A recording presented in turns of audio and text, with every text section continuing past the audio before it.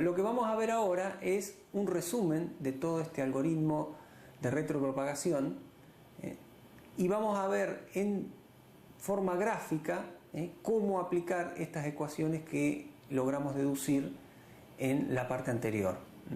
Así que como algoritmo general tenemos una etapa de inicialización, como siempre en redes neuronales inicializamos al azar, con valores pequeños de pesos, por ejemplo con un valor al azar entre más y menos 0,5. Luego hacemos una propagación hacia adelante, ahí es donde entra un patrón,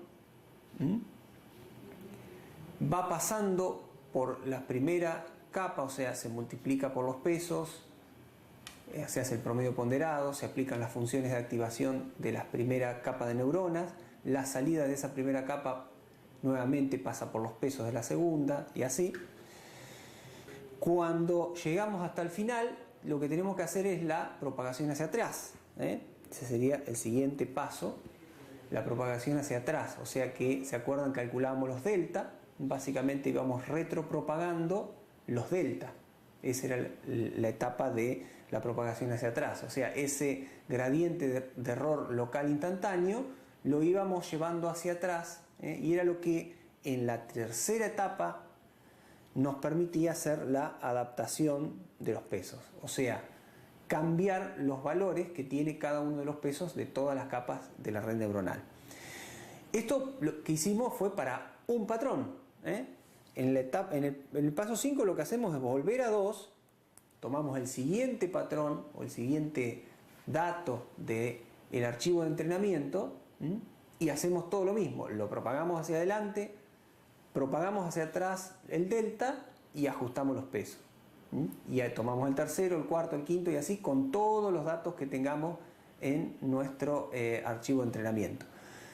Y a cada una de esas pasadas con todos los datos de entrenamiento que tenemos le llamamos época.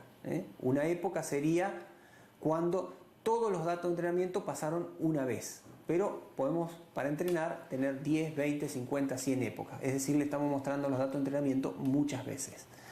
Entonces vamos a ver ahora un poquito más en detalle, de forma gráfica, cómo son estas pasadas hacia adelante y hacia atrás y el ajuste de pesos.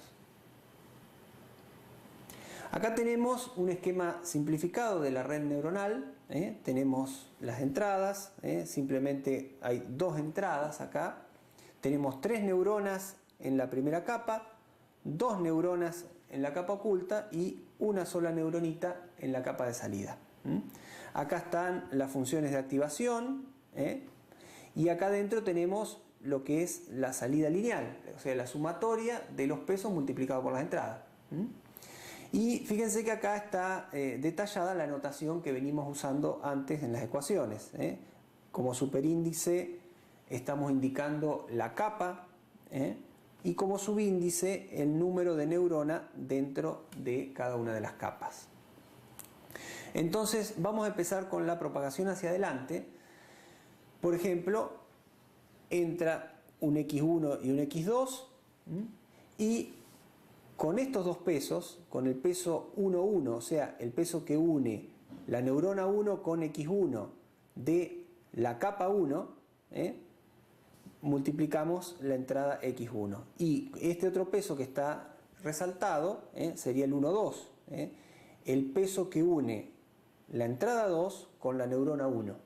Así que simplemente esto es como está acá, una multiplicación. El primer peso por la entrada, el segundo peso por la entrada. Pero no nos olvidemos que tenemos el sesgo, que no estaba dibujado en este gráfico. Tenemos el bias, ese sesgo, que es un peso más que se multiplica siempre por menos 1. Fíjense que estamos calculando la salida de la primera neurona. Por supuesto, cuando calculemos la salida de la segunda neurona, vamos a tener también el sesgo que viene acá y con la tercera acá, y lo mismo para las neuronas de la segunda capa. Todas van a tener su sesgo. Si bien de ahora en más lo vamos a simplificar en el gráfico, recuerden que siempre va a estar ahí presente el sesgo. O sea que pudimos calcular la salida de la primera neurona de la capa oculta. Fíjense que es simplemente multiplicar cada peso por la entrada, y el peso del sesgo por menos 1. Sumamos todo eso y le aplicamos la función no lineal, que era la sigmoidea, que habíamos visto antes. Eso ya me da la primera salida. De la misma manera, vamos a calcular la salida de la segunda neurona, con las dos entradas, los dos pesos, y la entrada menos 1 y el sesgo que siempre está ahí, ¿no? Y el peso correspondiente a esa entrada. Y de la misma manera vamos a calcular la salida de la neurona 3. Quiere decir que ya tenemos calculadas las tres salidas. Tenemos la salida 1, la 2 y la 3, y podemos hacer lo mismo con la siguiente capa. Por ejemplo, acá tenemos la ecuacióncita para la primera neurona de la segunda capa, que lo que va a tomar van a ser este peso que está acá, este peso que está acá, este peso que está acá, más, no se olviden, el peso del sesgo, son los que están acá, el primero, el segundo, el tercero y el sesgo. Multiplicamos peso por entrada, acá la entrada es la salida de la neurona correspondiente en la capa anterior. Vamos sumando todo eso, le aplicamos la función no lineal. O sea que de esa manera ya tenemos calculadas las salidas de la capa 2. Y finalmente, a partir de las salidas de la capa 2 y utilizando los pesos de la capa 3, podemos calcular la salida final. Acá tenemos el primer peso de la capa 3 por la salida de la neurona 1 de la capa 2, el segundo peso de la capa 3 por la salida de la neurona 2 de la capa 2, y el sesgo, que siempre lo tenemos ahí. Así que finalmente, bueno, esta salida Y de la capa 3 es en definitiva la salida final de la neurona. Lo que hicimos fue nada más que propagar hacia adelante la entrada. Todavía no entrenamos nada. Para entrenar, recuerdan que lo que primero teníamos que hacer era calcular los delta de cada una de las neuronas. Ahora veamos. Vamos a ver paso por paso, así como vimos la propagación hacia adelante, ahora la propagación hacia atrás. Primero que todo, podemos calcular el delta, que es uno único, de la última neurona de la capa. Ese delta tenía una ecuación particular, ustedes recuerdan que era directamente la salida deseada menos la salida actual o la salida que está dando la red neuronal, la que acabamos de calcular en la propagación hacia adelante, o sea, el error. Esto en definitiva es el error, es este error que está acá, que es como que está entrando de atrás para adelante en la red. Y acá tenemos, ¿se acuerdan? La derivada de la función de activación, que va a ser la colita esa que vamos a tener siempre en los delta. Ya tenemos el delta de la capa 3 y ahora lo que vamos a hacer es propagar ese delta de la capa 3, que reitero es uno solo porque en la capa 3 hay una sola neurona, en la capa de salida, lo vamos a propagar hacia la capa 2. ¿Cómo lo propagamos? Multiplicando por el peso que une a la neurona 1 de la capa 2 con la neurona de la capa de salida. Así que de esa manera propagamos hacia atrás el delta. Y acá tenemos, como siempre, la colita de la función de activación de la neurona sobre la que estamos calculando, o sea, de ahora de la neurona de la capa 2. Así que ya tenemos calculado el delta de la neurona 1 de la capa 2, con esa simple formulita. De la misma manera vamos a calcular este otro delta, el delta de la neurona 2 de la capa 2, simplemente usando el peso que corresponde. Y ahora podemos seguir hacia atrás, ya tenemos los dos delta calculados en la capa oculta, podemos tratar de calcular los deltas de la primera capa. Nuevamente, para el caso de la primera capa, fíjense que los que contribuyen a calcular el delta de la neurona 1 de la capa 1 son los dos deltas, porque hay pesos que unen a la neurona 1 con la 1 de la capa 2 y la neurona 1 de la capa 1 con la 2 de la capa 2. O sea que tenemos que tener en consideración tanto el delta de la neurona 1 como de la neurona 2 en la capa 2. Así que acá están simplemente multiplicados por los pesos que corresponden, y acá está la derivada de la función de activación que tenemos siempre. De la misma manera vamos a poder calcular todos. Tenemos el delta 1, el delta 2 y el delta 3. Los 3 delta de las 3 neuronas que tiene la primera capa. Ya teníamos calculado de antes los 2 delta de las 2 neuronas que teníamos en la capa oculta y el delta de la capa de salida que tenía una ecuación un poquito diferente. Ya calculamos todos los deltas, entonces ahora ¿qué podemos hacer? Podemos empezar a ajustar los pesos. Vamos ahora a cambiar el valor que tienen los pesos. Fíjense que todo esto que hicimos hasta ahora fue hecho con los valores de pesos originales, los que tenía en la iteración anterior. Ahora recién vamos a hacer un cambio en el valor de los pesos. Así que lo primero que tenemos que hacer es adaptar, por ejemplo, el primer peso. Este peso, el que une a la entrada con la neurona 1, lo tenemos que ajustar. Y esta que está acá era la ecuacioncita con la que ajustábamos los pesos. Teníamos la velocidad de aprendizaje, teníamos el delta correspondiente y la entrada que estábamos considerando.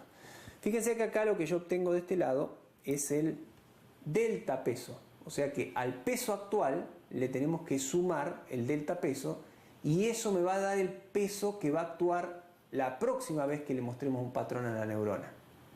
La próxima vez que hagamos entrar un patrón va a actuar ese peso W actual más delta W. Por ahora, en todas las cosas que hacemos, hemos siempre utilizado los pesos que teníamos en la red actual. Entonces, corregimos ese peso y de la misma manera podemos corregir el otro peso de esa neurona, el peso que une a la entrada 2 con la neurona 1. También no nos olvidemos que tenemos un peso, acá vuelve a aparecer esta que por simplicidad no la estamos dibujando, del sesgo. Había un peso que unía la entrada de sesgo con cada una de las neuronas y también hay que actualizarlo. O sea que acá tenemos la actualización en base al delta de la misma neurona, que es el que estamos tratando ahora, del peso de sesgo. Lo mismo es para todas las neuronas, no lo voy a repetir, pero recuerden que todas las neuronas tienen su peso de sesgo y tiene que ser actualizado. De la misma manera que actualizamos los pesos para la neurona 1, actualizaremos en función del delta 2 los pesos, los dos pesos esto y el del sesgo para la neurona 2. Fíjense que yo, insisto, pongo delta W acá, pero lo que yo voy a obtener es un W igual al W actual más el delta WS, ¿no? Con eso voy a obtener el nuevo peso. Y de la misma manera también tendríamos que actualizar los pesos de la neurona 3. Una vez que tenemos actualizados todos los pesos de la primera capa, vamos a pasar a actualizar los pesos de la segunda capa. Quiero hacer una pequeña aclaración en esta parte. El orden en que actualicemos los pesos no tiene una importancia en esta etapa. Si bien yo lo estoy mostrando como si fuéramos hacia adelante con la actualización de los pesos, piensen que en realidad la salida de esta neurona la calculamos con los pesos originales, no con los pesos actualizados. Ya la calculamos cuando hicimos la etapa hacia adelante, recordarán cuando estaba todo azul, ya calculamos las salidas de todas las neuronas y nos guardamos las salidas de esas neuronas. No las volvemos a calcular ahora con los pesos que acabamos de modificar. Así que una vez que hicimos la etapa hacia adelante, guardamos cuál es la salida de todas las neuronas, o sea, fueron calculados con los pesos actuales sin modificar, y esos son los valores que vamos a utilizar en todas las actualizaciones después. Por lo tanto, actualizar primero la primera capa o primero la segunda o hacerlo en el orden que sea no cambia el resultado. O sea que esta última etapa de actualización de pesos no tiene que ser hecha estrictamente en este orden que yo lo estoy diciendo, ¿no? Así que bueno, actualizamos los pesos de la primera capa, actualizamos ahora con los delta de la misma manera los pesos de la segunda capa, actualizamos los pesos de la tercera capa y ya tenemos la nueva red con todos los pesos actualizados para cuál era la parte siguiente. A continuación le volvíamos a mostrar otro nuevo patrón, un nuevo patrón, el siguiente en la lista, en el archivo que tenemos guardado, todos los patrones de entrenamiento. Y volvemos a hacer todo lo mismo, pasada hacia adelante, pasada hacia atrás, o sea, retropropagación de los delta, y después ajuste de pesos. Los 3 pasos básicos del entrenamiento para cada uno de los patrones. Así que de a poquito se van actualizando esos pesos y la red neuronal va aprendiendo a resolver el problema que tenemos en mano.